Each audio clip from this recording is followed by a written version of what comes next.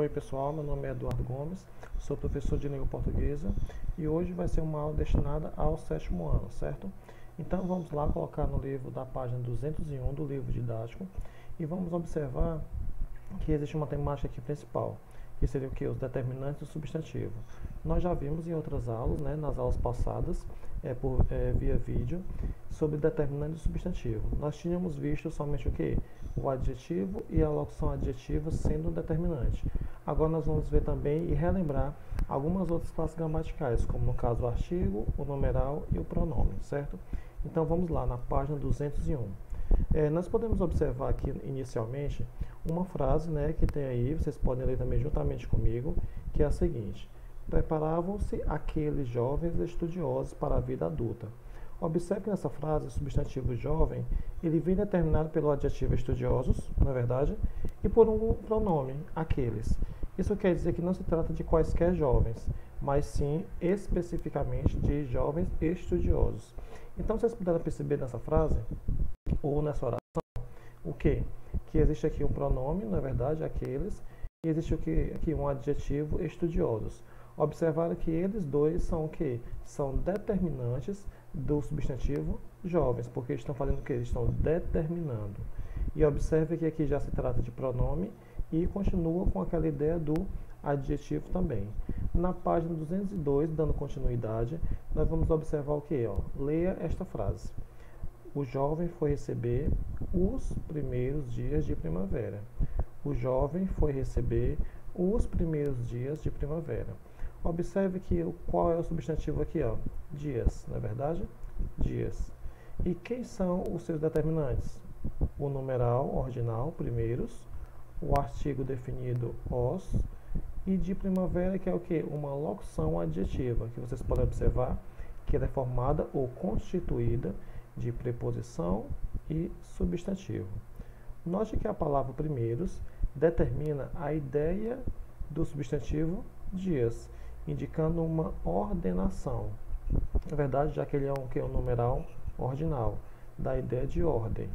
É um tipo de numeral. Na verdade, existe o numeral cardinal, o numeral multiplicativo, não é verdade? O ordinal, o fracionário.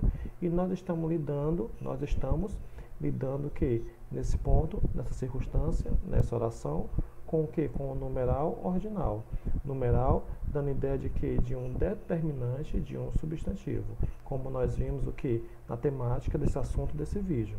Portanto, além dos adjetivos e das locuções adjetivas, como eu já falara, outras classes de palavras como artigos, numerais e pronomes podem atuar também como que? Como determinantes do substantivo. Então, se acaso eu pergunte a vocês quais são as classes gramaticais que podem atuar como determinante do substantivo, vocês iriam dizer quais?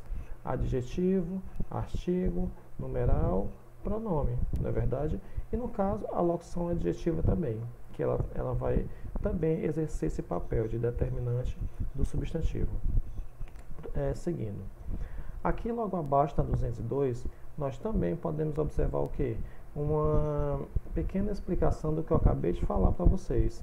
Artigos, numerais e pronomes são classes de palavras, que vocês já sabem disso, que podem atuar como determinantes do substantivo quando o acompanham, tornando seu significado mais preciso ou mais delimitado, certo?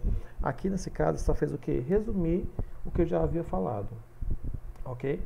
Vamos prosseguir. Na página 202, vocês já podem observar aqui como já havia resumido. Só vai simplesmente botar em forma de esquema o que é o determinante substantivo e quais são as classes gramaticais que vão servir como determinantes. Na 202 ainda vai existir uma atividade que vocês devem respondê-la com respostas somente, nada de perguntas, copia em caderno pergunta, somente respostas. E na página 204 nós vamos observar o quê? Que já se trata de uma outra temática, que é a pronúncia das palavras, certo? Então vamos lá. Algumas palavras podem causar dúvidas na hora de serem pronunciadas, no momento em que você vai torná-lo que é oral, no momento em que você vai falar, certo? Muitas vezes, identificar a posição da sílaba tônica, isto é, da sílaba forte, porque sílaba tônica é aquela que é a mais forte. é o melhor modo de resolver uma dúvida sobre pronúncia. Por exemplo, como deve ser lida a palavra destacada no trecho a seguir? Observe que nesse trecho a seguir, existe uma palavra que está o quê? Destacada, na verdade. Então vamos lá. A leitura, né? A maneira oral. Preparavam-se aqueles jovens estudiosos para a vida adulta. Em determinados casos, porém, temos de recorrer ao dicionário para resolver uma dúvida quanto à pronúncia das palavras. Não é nada anormal, certo? Isso realmente, às vezes, nós, quando observamos os vocábulos, palavras da língua portuguesa, às vezes, em certos momentos, com algumas particularidades, nós observamos o quê? Um pequeno problema em relação à pronúncia daquela palavra. E no caso aqui o livro está o quê? Nos dando a ideia de fazer o quê? De procurá-la no dicionário. Seguindo. Na 205, né, vocês vão somente responder. E bem aqui, no quadro, no retângulo, quer dizer, desculpe, cinza, tem falando assim, prosódia, né? Aí o que é prosódia? Qual o conceito disso? É o estudo do som das palavras, que indica a posição correta da sílaba tônica. Então, com a prosódia, é que você vai fazer o quê? Saber, né, a posição correta da sílaba tônica. Ou seja, daquele momento em que a pronúncia daquela palavra é mais forte, né? A sílaba tônica. Então, nós seguimos aqui com algumas atividades.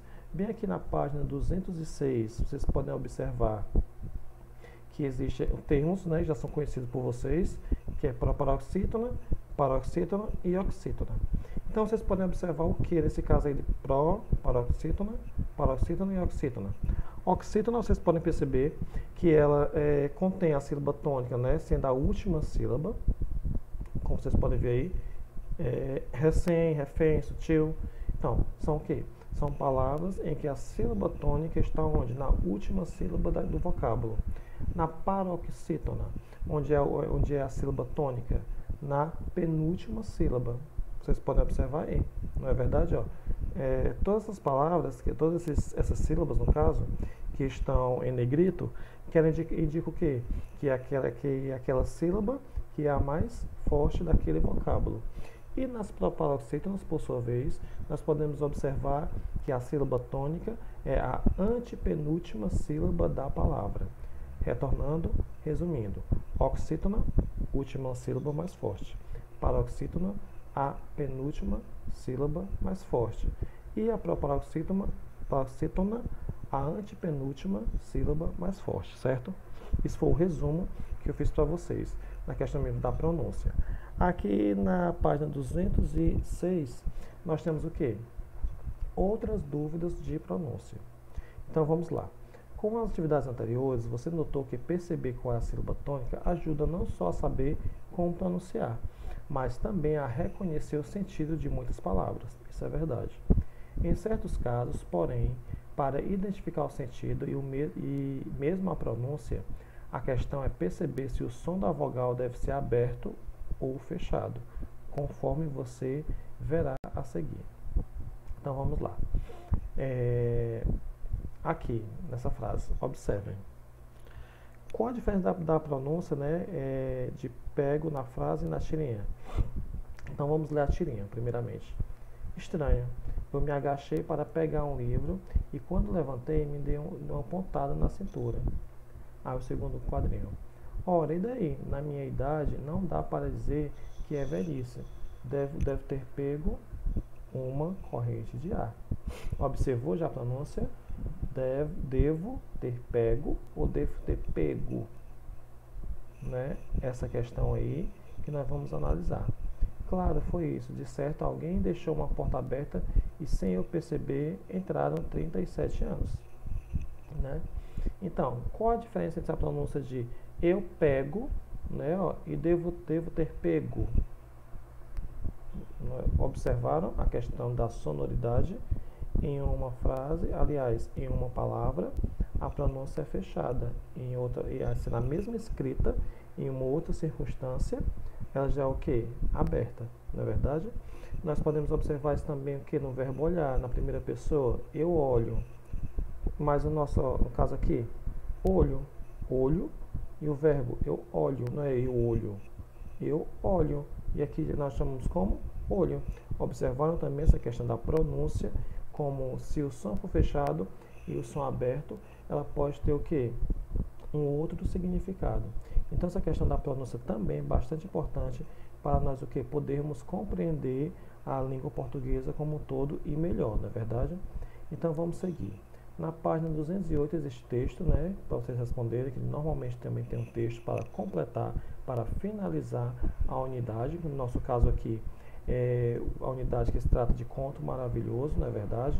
E aqui existe um texto que vocês vão respondê-lo, as questões no caso. Produção do texto, né, como eu já comentei com vocês antes sobre isso, produção textual.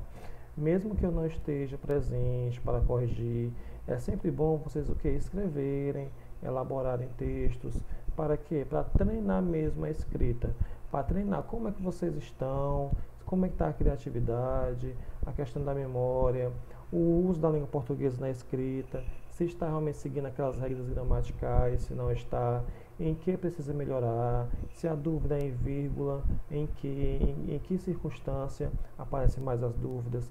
Então, por isso é bom também, apesar de não estar em sala de aula, mas também fazendo o quê? Exercitar em casa, certo? Seguindo. Na 211, somente um resumo do que foi comentado, que foi explicado na unidade 6, não é verdade? Que é sobre o conto maravilhoso. E aqui na 211 ocorre o término da unidade. Espero realmente que vocês tenham compreendido, né? Se tiver dúvida, pode falar comigo, tirar suas dúvidas. Em relação ao conto maravilhoso, observar que existe o quê? Que existe aquela ideia da narrativa, que é a contação de história, que tem o narrador personagem, narrador observador, narrador intruso, a questão dos determinantes do substantivo, adjetivo, locução adjetiva, numeral, artigo, pronome. Tudo isso, né, vocês podem o quê? Rever também e dar uma olhada, pesquisa em gramáticas, certo? Mas mesmo assim, observem os vídeos que eu estou fazendo para vocês, produzindo para vocês. Vejam o livro didático também e o caderno de atividades para complementar o estudo de vocês, ok? Então, fiquem bem e até a próxima.